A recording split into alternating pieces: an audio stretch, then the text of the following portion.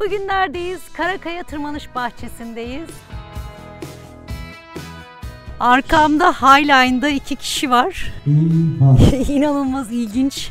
Hayatta yapamam galiba ben bunu. Doğru malzemeler kullanıldıysa, doğru ekipmanlar doğru şekilde yerleştirildiyse hiçbir tehlikesi olmayan bir spor. Kaya tırmanışçıları için çok değerli bir tırmanış bahçesi. Tek sorun çevredeki maden ocakları biraz üzücü. Evimde bile bu kadar huzurlu ve mutlu olduğumu söyleyemem. Yani. Burası bir farklı bir yer bizim için. Bir naylonumuz var, onun altına girdik, yağmurdan korunmaya çalışıyoruz.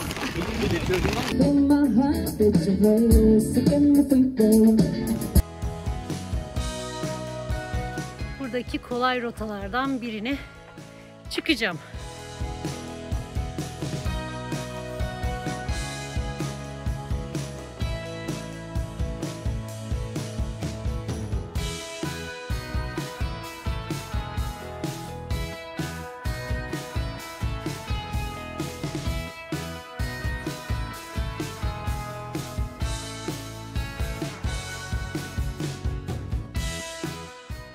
Günaydın. Bugün neredeyiz? Karakaya Tırmanış Bahçesi'ndeyiz. Karakaya Tırmanış Bahçesi Ankara ile Eskişehir arasında yer alıyor. Sivrihisar yol ayrımını geçtikten sonra yaklaşık 10 kilometre gidiyorsunuz ve Karakaya köyüne doğru dönüyorsunuz.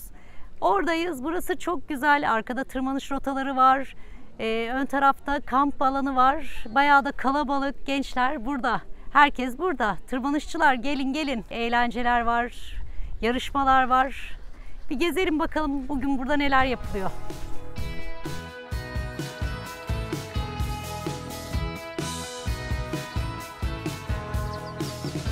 Hello. Merhaba.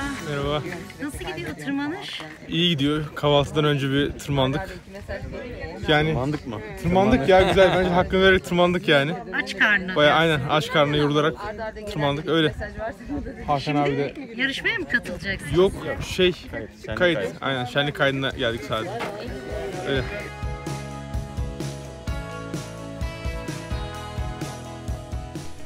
Karakaya Tırmanış Bahçesi'nin kamp alanındayız. Burası çok güzel. Dışarısı çok sıcak ama ağaçların altı serin. Her yerde akasya ağaçları var. Burası zaten akasya ağaçlarıyla meşhur bir bölge. Yan tarafta da kayalıkların, yani tırmanış rotalarının olduğu yerler var.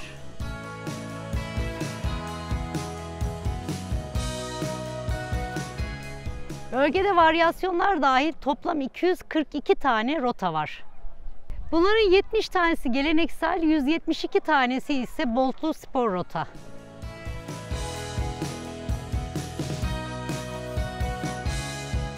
Bölgede tırmanış için en uygun zamanlar ilkbahar ve sonbahar ayları. Yazın çok sıcak oluyordur muhtemelen ama akşam serinliğinde de tırmanabilirsiniz. Öğlen pek tavsiye etmiyorum.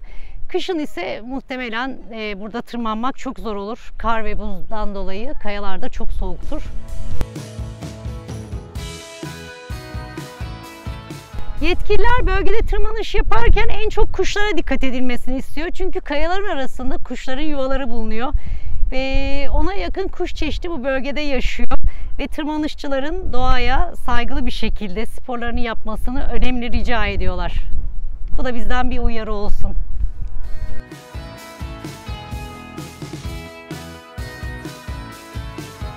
Karakaya Tırmanış Bahçesi'nin keşfi 2005 yılında 4 dağcı tarafından yapılmış. Teşekkürler onlara. Buradan selam gönderiyorum.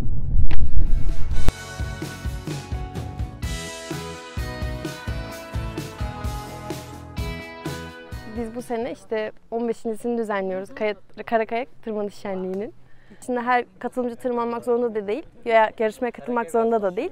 Geliyorlar insanlar, istiyorlarsa kendi istedikleri gibi tırmanıyorlar. Burada kamp yapıyorlar. Akşam konserimiz olacak, canlı müzik olacak. Ondan sonra DJ performansı oluyor. Yani eğlenceli bir akşam oluyor. Kaya yapısı diğer tırmanış bahçelerinden oldukça farklı. Böyle ve gelen insanlar hoşuna giden bir kaya yapısı var tırmanıcıların. O yüzden aslında hem doğası falan da çok güzel. Özellikle ilkbahar aylarında, yazın çok güzel oluyor. Kışın soğuk oluyor. Kışın pek aktif olmuyor tırmanış anlamında. Ama hem kamp alanı falan da diğer tırmanış bahçelerinden birazcık böyle daha hoşa giden bir alanı var yani öyle.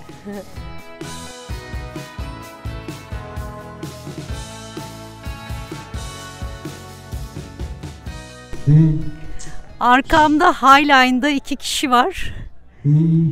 İnanılmaz ilginç. Hayatta yapamam galiba ben bunu. Var ya, muhteşem bir şey ya yaptıkları. Korkmayın, emniyetleri var. İpe bağlılar. Düştükleri zaman tekrar çıkabiliyorlar. Bence ipin üstünde yürümekten daha zor olan düşünce tekrar ipin üstüne çıkmak. Vay be. Vallahi alkışlıyorum. Ben aslında dağcılıkla uğraşıyordum. 2005-6 yıllarında federasyondan eğitimler alırken Niğde'de dağ evinin önünde bir arkadaşım yabancı tırmanışçılardan slackline'ı gördüğü zaman onunla tanışmış. Ben de onunla birlikte 2005-6 yıllarında aslında slackline'la tanıştım. Slackline'dan sonra 2011'de yurt dışına Erasmus'la Portekiz'e gittiğimde orada bir highline deneyimleme şansım oldu. Oradaki arkadaşlar da ilk defa yapacaktı. Onlarla birlikte bir ufak festival düzenleme şansımız oldu. 2011'de highline'la tanıştıktan sonra Türkiye'ye döner dönmez biz de böyle malzemeleri edinip, teknik bilgileri edinip yapmaya başladık. Daha sonrasında da işte ufak bir topluluk zamanla büyümeye başladı. Bir Slackline derneği kurduk. Dernek olarak elimizden geldiğince insanlara yardımcı olmaya çalışıyoruz. Yaygınlaştırmaya çalışıyoruz. Yüksekte highline sporunu yapan yaklaşık 20-25 civarında falan Türkiye'de sporcu var şu an, kadın erkek karışık. Yerde çok iyi yaptığınız şeyleri bir anda yukarıya çıktığınız zaman fiziksel yeterlilikleriniz olsa bile psikolojik olarak hazır değilseniz buna hiçbir şey yapamıyorsunuz. Böyle bir pencere pervazında kalmış kedi yavrusu gibi titrediğimi hatırlıyorum ilk çıktığımda. Hiç hareket edemiyordum. Normalde yapabildiğim şeyleri yapamıyordum. Ama daha sonrasında o malzemeye güvenmek, tıpkı işte tırmanışta olduğu gibi malzemeye güvenmek, kendine güvenmek, bunlar yavaş yavaş oluştukça daha rahat hareket etmeye başlıyorsunuz. Doğru malzemeler kullanıldıysa, doğru ekipmanlar doğru şekilde yerleştirildiyse hiçbir tehlikesi olmayan bir spor. İlkel dürtülerimiz oraya çıktığımız zaman bize ne işin var senin burada, düşeceksin diyor. Ama bunun üzerine gittiğimiz zaman her şey çok güvenli bir şekilde devam ettiğini anlayınca yürüyebiliyoruz.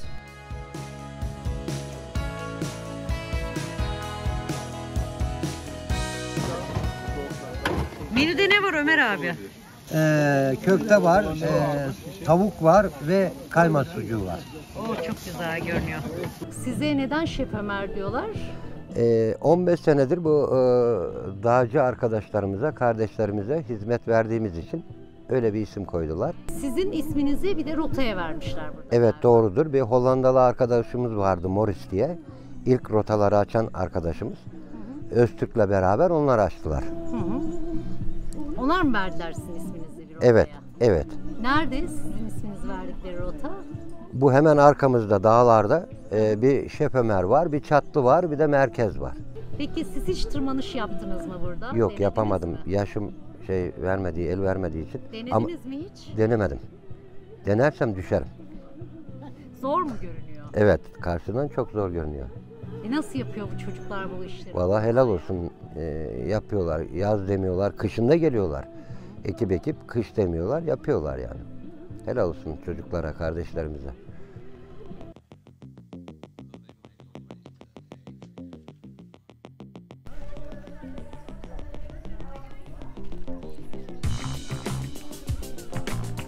Bunlar da Carmen'in bardakları.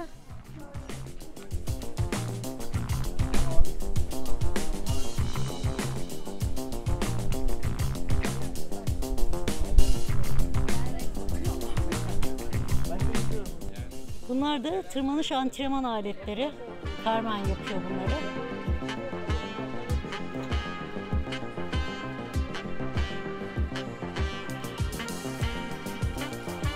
Daha iyi tırmanmak istiyorsanız Carmen'in tırmanış antrenman aletleriyle çalışmalısınız.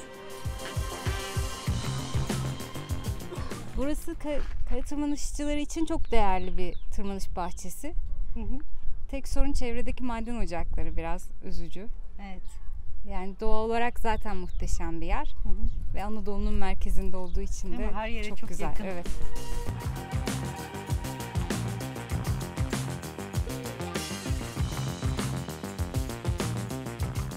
Evime gelmiş gibi rahat hissediyorum. O kadar mutlu oluyorum ki burada. Hani bu bambaşka bir şey. Gerçekten evimde bile bu kadar huzurlu ve mutlu olduğumu söyleyemem. Yani. Burası bir farklı bir yer bizim için. Bizim için buradaki en büyük tehdit maden ocakları. Burayla alakalı ola ki böyle bir faaliyette bulunurlarsa hepimiz buraya geliriz. Gerekirse eylemliklerimizi koyarız. Yani buraya zarar verilmemesi için elimizden ne geliyorsa her şeyi de yaparız. Yani oraya çıkınca o başarı hissiyatı ve buraya tepeden bakmak, yukarıdan bakmak bambaşka bir şey. Yani dağa bakmak başka ama dağdan bakmak bambaşka.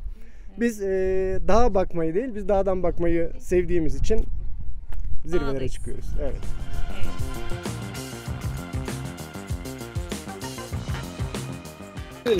Yağmur başladı. Bir naylonumuz var. Onun altına girdik. Yağmurdan korunmaya çalışıyoruz. Kimin naylonu bu?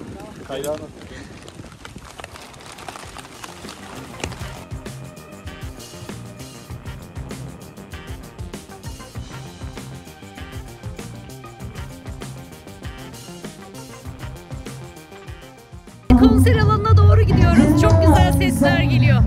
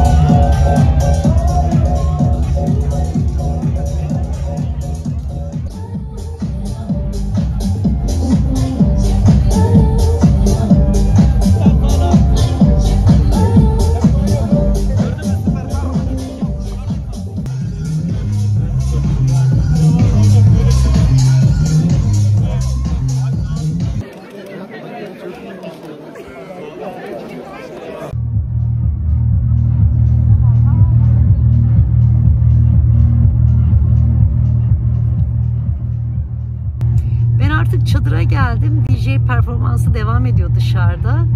Biraz yoruldum. Tırmandığım için yorulmadım. Aslında tırmanmadım bugün. Biraz hastayım. Sesim de kısık. Birkaç gündür öksürüyordum. Bir denememiz oldu tırmanmak için ama rotalar o kadar doluydu ki bugün pek başarılı olamadık. Yarın sabah erken kalkıp yine de bir tırmanmayı istiyorum gelmişken. Bakalım sabah görüşürüz. Uyuyamasam da biraz dinleneceğim. İyi geceler.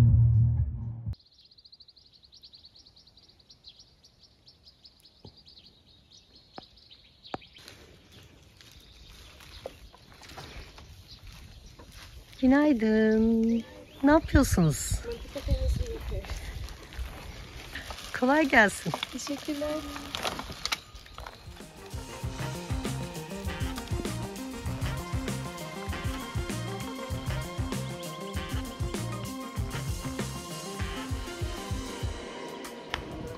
Program dahilinde bir diğer etkinlikte sabah yogası. Arkadaşlar kalkmışlar, tırmanıştan önce yogalarını yapıyorlar.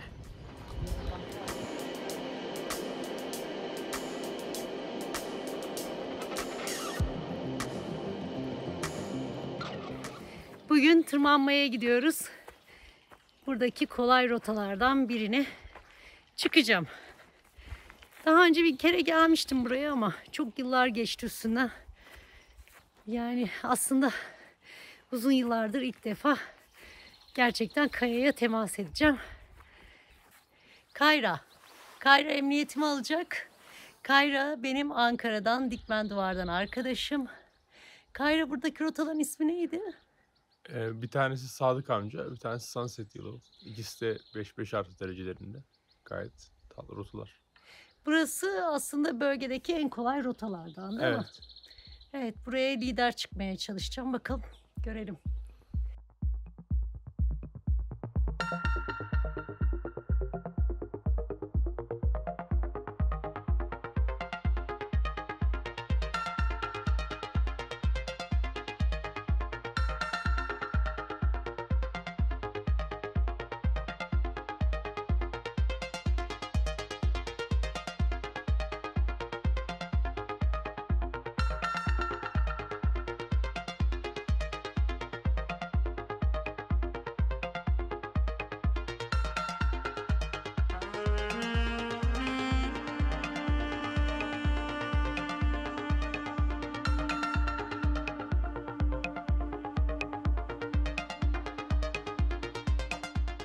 Aracım emniyetimi aldı. Aslanlar gibi. Ben de çıktım. Üstüme düşeni yaptım. Teşekkür ederim Evet, Kayra. her zaman. Sağ olasın. O zaman kamp yerine dönüyoruz. Başardık.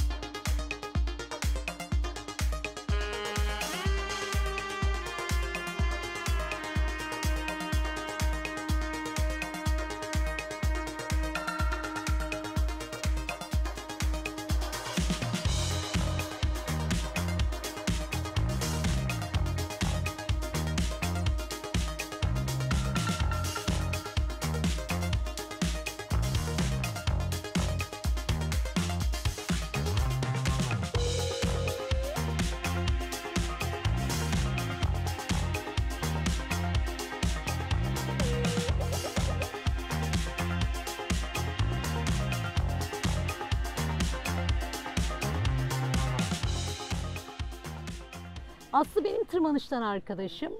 Aslı. Fatma. Aslı. Ve yeni markası Gelengi. Gelengi özgür ruhlar için outdoor mizahı ele alan bir tekstil firması. Yeni kurulduk. Gelengi de Türkiye'de özellikle Aladağlar bölgesinde bulunan bir sıçan türü aslında. Aladağlar'da tırmanış sektöründe, yani Türkiye için çok önemli bir yer. Aladağlar hepimizin belki de aşık olduğu, evi gibi hissettiği bir yer. O yüzden biz neden Aladağlar'ı boşa çıkartalım dedik ve Gelengi oluşturduk. Bu da benim kendi tasarımım.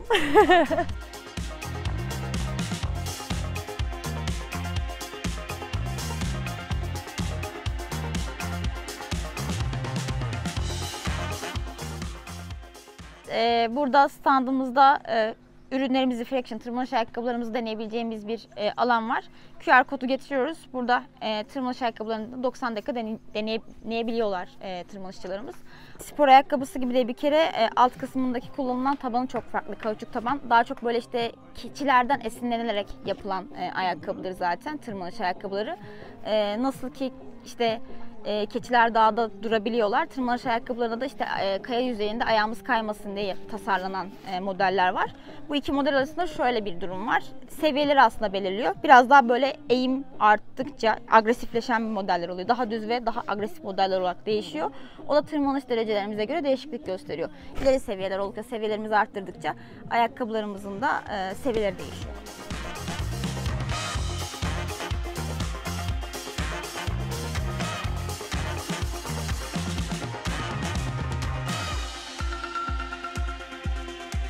Dağcılık ve tırmanış bizim için çok başka bir tutku. Yani biz hem satıcı hem kullanıcı konumundayız burada aslında. Festivali de destekliyoruz. Burası da sevdiğimiz, bireysel olarak da sevdiğimiz tırmanış bölgelerinden bir tanesi. Bir emniyet kemeri, bu tabii ki olmazsa olmaz. Bir kask, bu da olmazsa olmaz. Sonrasında artık eğitmenlerinin de yönlendirmesiyle karabinalarını, ekspres setlerini, iniş ve emniyet alma aletlerini yavaş yavaş toparlarlar. Yani çok böyle tam teşekküllü işte ipleri vesaire kendilerinin olmayabilir. Kulüple yapabilirler bu sporu. Kulüplerinin ipini kullanırlar ama tabii ki bireysel olarak emniyet kemeri, kask ve kendi iniş aleti olması gerekir. Evet. Yani göründüğü kadar masraflı değil. Çok detaylı, çok ileri seviyede yapılacaksa o zaman zaten onu ayrıca konuşuruz. Evet. Bir de segmenti de geniş aslında. Yani evet. Uygun fiyatlısı da var, evet. Daha pahalısı evet. da var. Herkes kendi bütçesine uygun bir şeyler bulur. Evet. Sonuçta bir sigara olmuş 40 lira. Aynen öyle. Değil mi? Aynen öyle. Spor yapmak daha ucuza Aynen geliyor öyle. bence. Kesinlikle. Kesinlikle. Peki desteklediğiniz için de ben teşekkür ediyorum gençlere. Biz teşekkür ederiz. Bence her zaman. desteklenmesi çok önemli. Bir üniversite kulübü yapıyor bu evet. etkinliği. İnşallah devamı gelecek. Onu da bekliyoruz, istiyoruz.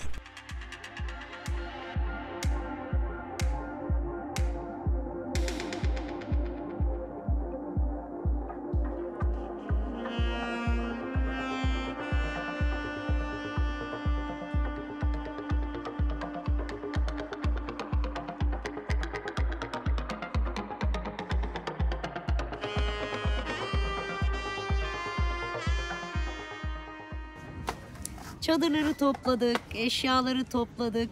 Şimdi yola çıkma vakti. Harika bir hafta sonu geçirdik. Tüm arkadaşlarıma teşekkür ederim. Münü el salla Münü. Bir sonraki macerada görüşmek üzere.